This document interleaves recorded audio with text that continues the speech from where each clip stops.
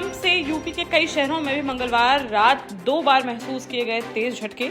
जहां पहले रात 8:52 पर 4.9 की तीव्रता से आया भूकंप, तो वहीं दूसरी बार रात 1:57 पर 6.3 की तीव्रता से आया भूकंप। गोरखपुर, लखनऊ, कानपुर, बरेली, वाराणसी, प्रयागराज, गाजियाबाद, मुरादाबाद समेत कई जिलों में यह झटके किए गए महसूस। गहरी नींद से उठ खड़े हुए लोग और घर से बाहर निकल आए सभी। मध्य प्रदेश के ग्वालियर में नेता प्रतिपक्ष डॉक्टर गोविंद सिंह की सुरक्षा में मंगलवार को बड़ी चूक आई सामने, जहां नेता प्रतिपक्ष के नेतृत्व में निकल रही भारत जोड़ो यात्रा के दौरान यूथ कांग्रेस के जिला सचिव छोटू और अवधेश तोमर पर हुआ हमला। लोडेड कट्टा लेकर यात्रा में घुसाया हमलावर और जिला सचिव छोटू पर कट्टा तानकर 2 बार दबाया ट्रिगर, लेकिन दोनों बार फायर हो गया मिस। कांग्रेस ने सुरक्षा व्यवस्था पर उठाए सवाल। वहीं गृह मंत्री नरोत्तम मिश्रा ने कहा कि यह अवधेश तोमर व जीतू गुर्जर 2 शराब माफियाओं की है लड़ाई, कृपया कर यात्रा में न जोड़े माफिया। साथ ही कहा कि पुलिस ने आरोपी के खिलाफ 307 के तहत मामला दर्ज करते हुए कर लिया है गिरफ्तार।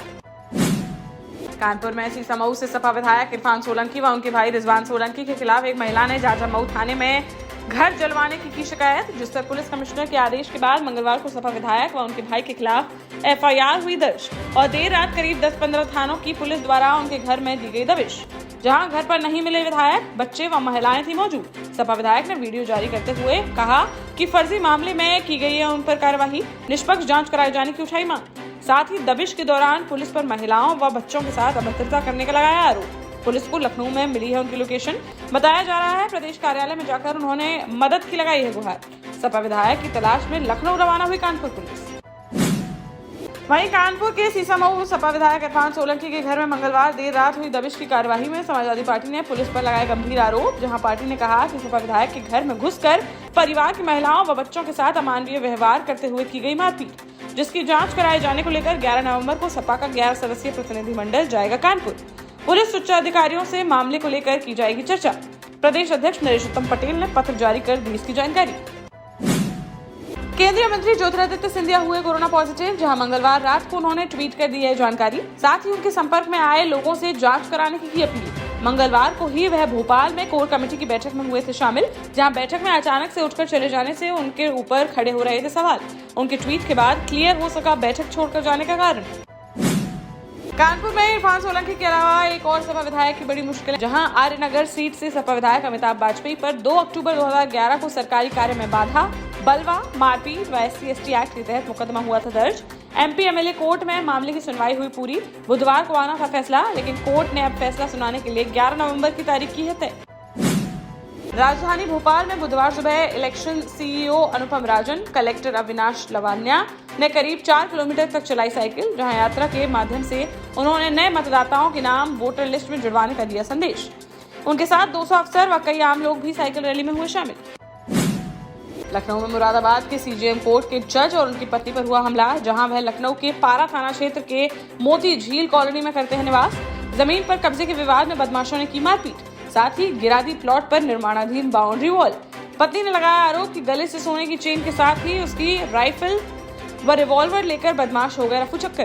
पीड़िता की तहरीर पर पुलिस ने आरोपियों के खिलाफ मामला दर्ज कर उनकी तलाश की शुरू। इंदौर के खालसा कॉलेज में कमलनाथ की एंट्री व सम्मान पर हुआ बवाल, जहां कमलनाथ के जाते ही पंजाब से आए कीर्तनकार मनप्रीत सिंह कानपुरी ने भरी सभा में ही समाज के सचिव राजा गांधी को लिया आड़े हाथ। कहा कि शर्म करो गांधी, जिसने सिखों के घर कर दिए बर्बाद। जो 1984 का हो दोषी, तुम उसके गा रहे हो गुणगान। कीर्तनकार बोले कि अब वह कभी नहीं आएंगे इंदौर। यूपी में होने वाली आगामी उपचुनाव में सपा और रालोद एक साथ लड़ेगी चुनाव, जहां समाजवादी पार्टी के ट्विटर अकाउंट से ट्वीट कर इस गठबंधन की दी गई जानकारी। मैनपुरी लोकसभा और रामपुर विधानसभा सीट पर सपा प्रत्याशी लड़ेंगे चुनाव, तो वहीं खतौली विधानसभा सीट पर रालोद उतारेगी अपने प्रत्याशी। पुलिस ने चंबल के 60,000 के इनामी डकैत गुड्डा गुर्जर के 3 परिजनों को किया गिरफ्तार, जहां उन पर डकैत की मदद करने का है आरोप। पुलिस के अनुसार डकैत की भतीजी प्रीति उसको पहुंचाने जा रही थी खाने पीने का सामान व कारतूस, तभी उसको कर लिया गया गिरफ्तार, जिसके पास से खाने पीने के सामान के साथ ही 15 जिंदा कारतूस किए गए हैं बरामद। बाद में प्रीति के पिता व डकैत के बड़े भाई पप्पू गुर्जर व भतीजे यशवीर गुर्जर को भी कर लिया गया गिरफ्तार। ललितपुर जिले के मेहरौनी में एक चिट फंड कंपनी के संचालकों द्वारा सैकड़ों लोगों से की गई धोखाधड़ी, जहां जमा पूंजी को लेकर भागने के मामले में आरोपियों की अब तक नहीं हुई गिरफ्तारी, जिस पर पीड़ित लोगों का फूटा गुस्सा और सैकड़ों लोगों ने आरोपियों के घर के सामने व सड़क पर प्रदर्शन करते हुए मड़ावरा मेहरौनी मार्ग पर लगा दिया लंबा जाम। वहीं एक व्यक्ति ने पेड़ पर चढ़कर आत्मदाह का किया प्रयास। मौके पर पहुंचे पुलिस अधिकारियों ने आरोपियों की जल्द से जल्द गिरफ्तारी किए जाने का दिया आश्वासन। झांसी में गरोठा से पूर्व सपा विधायक दीपनारायण सिंह की रिहाई किए जाने को लेकर थमने का नाम नहीं ले रहे प्रदर्शन। जहां लगातार जगह जगह ज्ञापन देकर लोग पूर्व विधायक के मामले की निष्पक्ष जांच की उठा रहे मांग।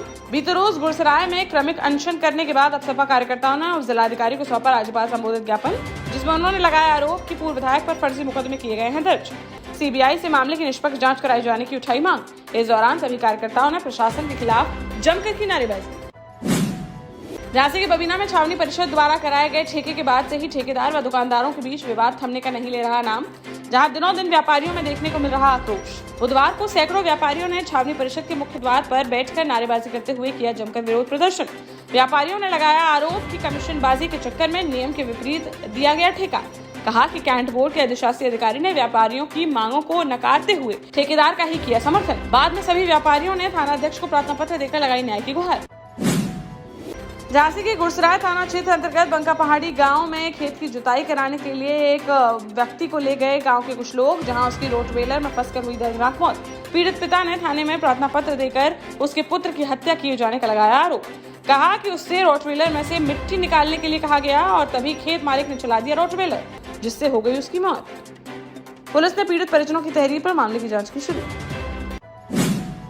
मध्य प्रदेश में इस समय शराबबंदी को लेकर गर्माती नजर आ रही है राजनीति, जहां बुधवार को ग्वालियर में सिंधिया समर्थक व ऊर्जा मंत्री प्रद्युमन सिंह तोमर ने कहा कि सरकार नहीं कर सकती शराबबंदी, उसके लिए लोगों को ही होना होगा जागरूक। बोले बोतल खुद नहीं आती है आदमी के पास, बल्कि उसे दुकान से खुद खरीद कर लाता है आदमी।